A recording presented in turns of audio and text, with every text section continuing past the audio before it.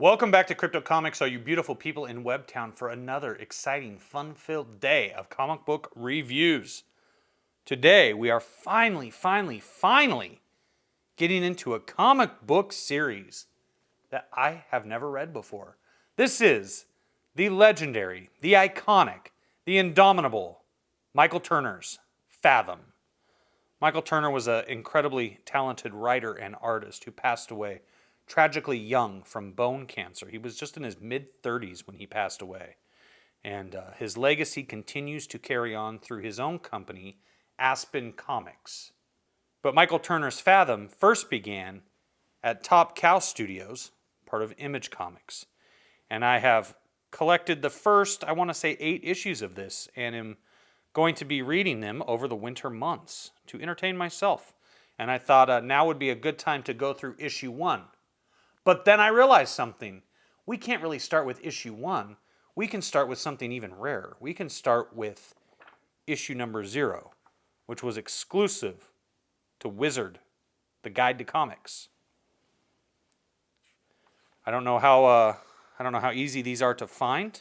I felt like I got lucky when I found this in the back issue bins at my local comic shop. And I'm not talking about the 50-cent back issue bins I rave about. This one cost me a few bucks to get my hands on. But I figured it was worth it because I'd never seen it available before. So I'm going to go through it because this is essentially a prequel, an introduction to the world of Fathom. 2 worlds exist on this planet, the one we know and the one below. The one we know is familiar and comfortable.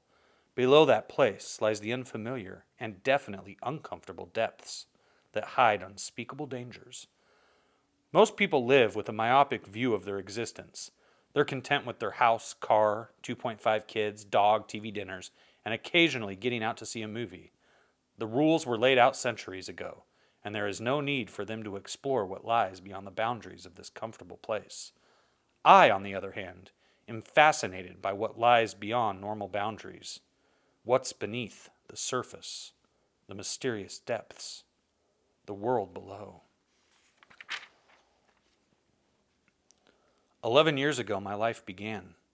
I arrived on a ship with no memory of who I was or how I got there. I became Aspen Matthews, foster child number 421-6. For years, I struggled to piece my life together with fragments of dreams and visions of my life as a child. From my teenage years of snorkeling and scuba diving, to my high school swim team, to Olympic freestyle swimmer, to marine biologist. Through it all, one aspect of my life was constant. I was fascinated by water. 3 months ago, in the middle of several experiments on deep-water marine life propulsion anatomy, I was contacted by a Deep Marine Discovery, DMD, facility that was conducting similar experiments in a trench 50 miles north of the Hawaiian Ridge. They had been building a habitat 1,200 feet down that could support scientists for months. I'm not sure why they contacted me, but I was happy to let them see my results. I haven't spoken to them since. I have never been down 1,200 feet before. The furthest down I've actually been is 300, and that was on an observation submarine that went down around the coast of San Diego. But to be in an actual habitat, where I could observe for weeks without having to put on my scuba gear day after day, I can only imagine how incredible it would be to see what exists at that depth. I do know that some of the most deadly species of marine life live there, all with unique adaptations, unseen in shallow waters. Many of them have very special tactics for attacking prey or defending against predators. Some hunters have poisonous bites that will incapacitate prey for their leisurely consumption. Some octopi, squid, or anemones disappear in a cloud of ink to evade a predator. The most vicious killers alert their enemies with distinctive markings or venomous spines, as if to show the victims that it's already too late. An ambush has begun.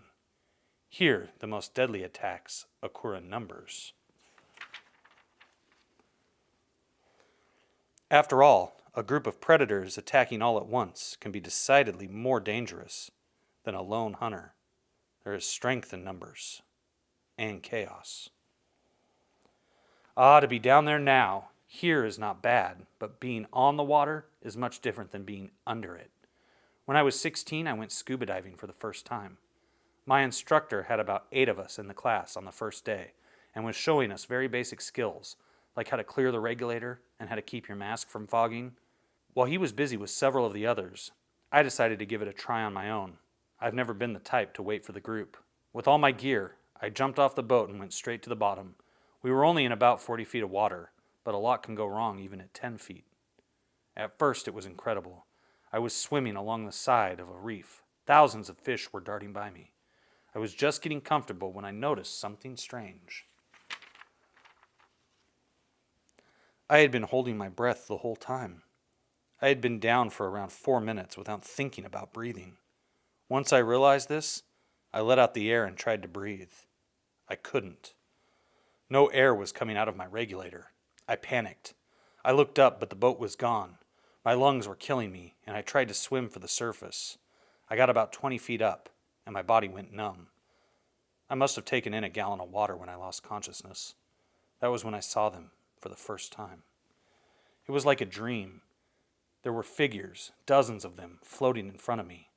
They looked human, but had a phosphorescent glow to them. They had strange devices that looked like lobsters that were attached to their hands and wrapping around their head and body. The figures just floated there, staring at me. They didn't look dangerous. One of the figures came forward. He was beautiful, with long flowing hair and hypnotic eyes. He put his hands out, and the water started to glow in front of him. I started tingling. A warm fire began to emanate from my body. The figure looked at me and smiled, and he suddenly came forward and grabbed me. His face changed to that of my instructor. He was dragging me toward the surface. I was put on the back of the dive boat. The other divers in the class circled around me and were crying while the instructor was blowing into my mouth. I tried to speak, but nothing worked. After about 30 seconds, I spit out some water and could feel my body again. They took the boat to shore and said I needed to go to the hospital. But I actually felt okay. I learned later that I had jumped in without turning on my air tank and was lucky to be alive. I've been scuba diving hundreds of times since then, and that's never happened again. But I can't get the vision out of my head. My outlook has been different ever since that day. My friends say I work too hard and should get a life, but the water is my life. Ever since I was born at 11 years old, water has held some promise to reveal pieces to the puzzle of my childhood. I've been studying it ever since. Life is good. I know what I want. I think I know where I'm going. And now, the letter I've been waiting for 3 months. They actually want me. DMD Incorporated is formally inviting me to their deep water habitat. They've made some incredible discoveries, and I've been requested by their top people to assist with the research. I am actually going in 8 weeks. The world beneath the surface will be mine to experience, and with it, new discoveries that may change my life forever. I can feel it. And here we see the first and final sketch of the cover. Michael Turner wanted it to be simple with beautiful sunset colors by Jonathan. This is the layout for the Fathom No. 1 Wizard exclusive cover. It was the first layout I did. I did several after, but I always kept coming back to the first. I guess first instincts are always the best. Some early versions of one of the villains and the tech. My first attempts at underwater crafts. I did several layouts for Fathom No. 1's cover that didn't make it. Sketch of the underwater apparatus. This was also a first attempt that I liked. The creative process for the Fathom poster and the cover to No. 1. The finished black and white artwork by myself and inked by Joe Weems. The thumbnail to sketch out ideas. Finished after being stunningly colored by Jonathan Smith. So that is Fathom issue 0. And we're just going to take a quick peek inside the pages of Fathom No. 1. This tale is told from this person, for lack of a better terms, perspective. And I'm not going to get into too much of this, because this is something that you should really read on your own, and we learned quite a bit about this world in issue 0. And we see Aspen Matthews again, stunningly drawn by Michael Turner. And he was an incredible artist, as you can clearly see. Kind of had a bit of a David Finch vibe to him, if you're familiar with David Finch from actually a comic book we haven't covered here on Crypto Comics called Ascension. That's another Top Cow comic. We haven't really talked much about Top Cow, short of Cyberforce and codename Strikeforce. Here's the Deep Marine Discovery, the DMD, underwater habitat she's going to spend time on. Pretty wordy. But it's all fascinating. They found this ship, transport ship for lack of a better term, under the water. They couldn't access it and they could not move it. So they decided to build the habitat around it so they could study it. One interesting thing that's happened here is this was a joint research mission by the Japanese and the Americans. But a few years previous to Aspen's arrival, the Japanese accused the United States of trading false information. The accusations were completely unfounded, but regardless, the incident brought everyone's guard up. Shortly after that, we caught them dealing us falsehoods. Suddenly, it was like Berlin in 1962. The walls went up, the guards were positioned, and, well, you can imagine the rest. And that man coming from the Japanese side, who's he? His name is Cannon Hawk. At present, he's the only person both sides trust, so he acts as our emissary.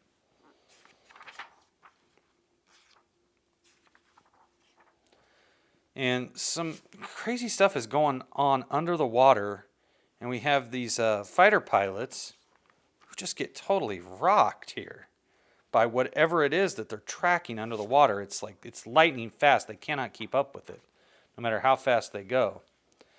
And this is we saw this, remember this? Here, let me bring this back out.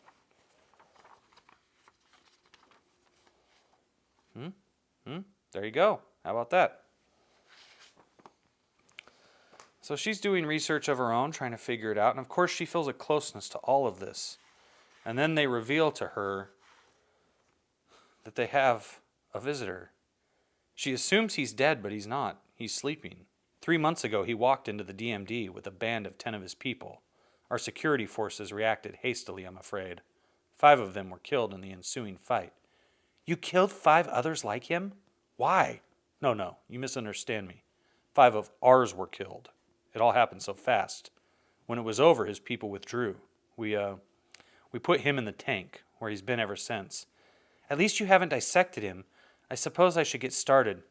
You don't seem to understand, Miss Matthews. He isn't dead. He's asleep.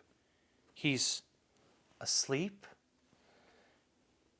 And she's been having visions of him, right?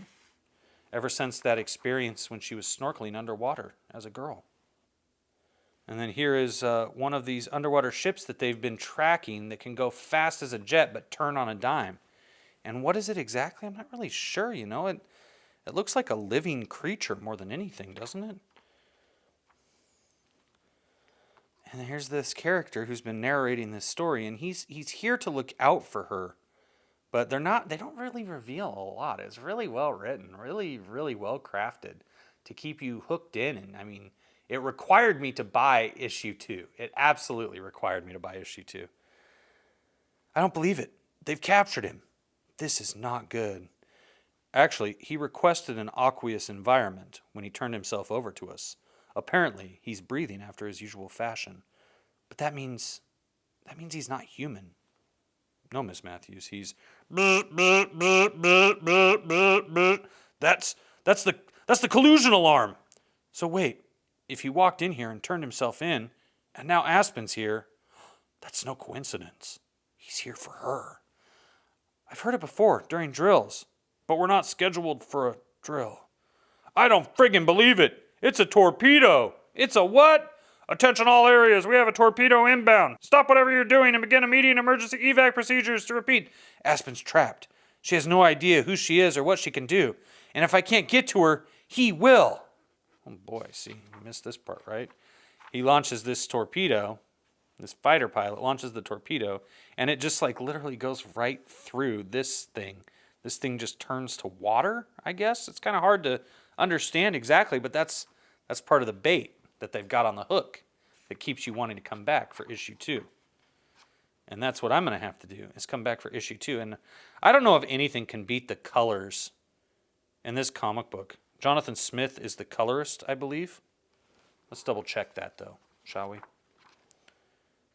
Yeah, Jonathan D. Smith does the colors on Fathom.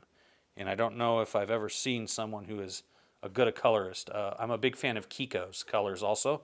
If you recall Rob Liefeld Appreciation Month, Kiko colored quite a bit of Rob's stuff. Very talented. Jonathan Smith, though, definitely rivals Kiko in that department. Would you kill your friends? Will Lance and Jasmine kill theirs? Spirit of the Tao. Number 4 from Top Cow. Stone, penciled by Wills Portasio and written by Brian Haberlin. Sometimes nightmares are all that remain of our vision of the truth. Whatever that means. Colucciabo Distribution presents I'm Super Rare. The rare Emerald Medieval Witchblade is in stock. Super Rare Premium Silver Nottingham. Okay. Somebody tell me what that means in the comments below, please. Darkness, issue 17. You cannot escape the dark. Read comics. Get some. Read comics. Get some? Is it like a lady? What does that mean, get some? So, this has been a little glimpse into the underwater world of Michael Turner's Fathom. I know you liked it, so share it with your friends. Hit that button right over there, and then hit that button that looks like this. If you're new, subscribe and hit that ding dong over there for notifications. And tell me in the comments below if you are a loyal Fathom collector. How many of these issues should I collect? Is it good after you get to Aspen? You know, after Michael Turner opened Aspen Comics and had his falling out, essentially, I would say, with Mark Silvestri, when Mark Silvestri tried to, well, let's be honest, Mark Silvestri tried to exert his authority over the ownership of Fathom. And Michael Turner said, no, this is my IP, and I will sue your ass. And they had a parting of the ways, and Fathom is now published, still to this day, by Aspen Comics in memory of Michael Turner. So tell me in the comments below how far I should go into the run of Fathom before, you know, it kind of gets dull and you're just like, okay, the story, the original story Michael Turner had in mind has finally been told. You know, maybe it's issue 12, maybe it's issue 17. I don't really know how many issues there are. I think I have 1 through 8 maybe so far. So let me know in the comments below how far I should go. And as always, thanks to each and every one of you beautiful people out there for watching Crypto Comics. I'm going to come back tomorrow. I honestly think it is about time for us together to start sharing in some Christmas comic book revelry. So stick around right here for Crypto's Christmas Comics.